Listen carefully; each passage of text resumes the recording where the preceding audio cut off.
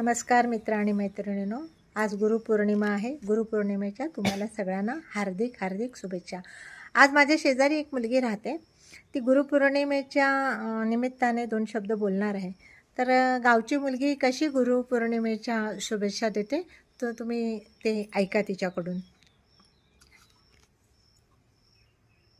आज 10 जुलै 2025 नेहमीप्रमाणे दरवर्षीप्रमाणे गुरुपौर्णिमा ही इतर कधीही पण आज खरोखरच म्हणजे खूप महत्त्वाचे. आज वार गुरुवार आज आलेले, त्यासाठी मी जे आपले गुरु आहेत त्यांना शुभेच्छा देते आणि थोडंसं मी व्यक्त करते. मग आज आपल्या जीवनामध्ये, आपल्या आयुष्यामध्ये आपले पहिले गुरु आई वडील, दुसरे शिक्षक, ह्या गुरूंकडून जे काही आपण ज्ञान घेतलंय, आज आपल्याला जन्माला आल्यापासून आपली आई शिकवते, बोटाला धरून आपल्याला चालायला शिकवते, बोलायला शिकवते.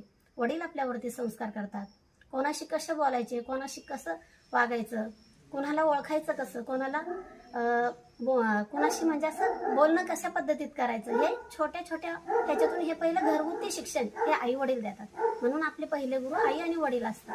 त्याच्यानंतर जेव्हा आपण शाळेत जातो, शाळेत गेल्याच्या नंतर आपले शिक्षक हे आपले गुरु होतात. आज जे काही ज्ञान देण्यासारखं आहे ते आपल्याला देतात. शैक्षणिक ज्ञान देतात, परत इतरत्र ज्ञान देतात. आणि ह्या गोष्टी आपण कशा घ्यायच्या आणि कशा नाही, आणि त्या गुरूंमुळे आपल्याला मिळाल्या असतात. म्हणून कधीही माणसाने गर्व करू नये की आपण जे आहे आत्ता ते कशामुळे आहे, कुणामुळे आहे. गुरु विना ज्ञान कधीही मिळत नाही.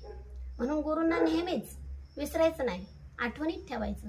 आज ते कुठलंही शिक्षण असो, या शाळा असो, या दुसरं काही असो, या कुठलीही कला असो, कुठलेही काम असो, हे जे आपण शिकलोय म्हणजेच आपण गुरुमुळेच शिकलेलो आहे. म्हणून हेच आपण पुढच्या पिढीला किंवा पुढच्या लोकांना आपण कसं प्रसारित केलं जाईल किंवा आपल्याकडनं त्यांना कसं मिळलं जाईल ज्ञान.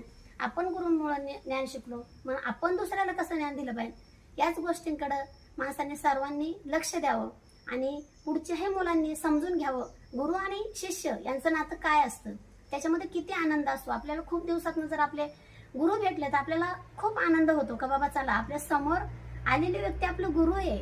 मग त्यावेळेस आपल्याला खूप आनंद उफाळून येतो, मग खूप छान वाटतं.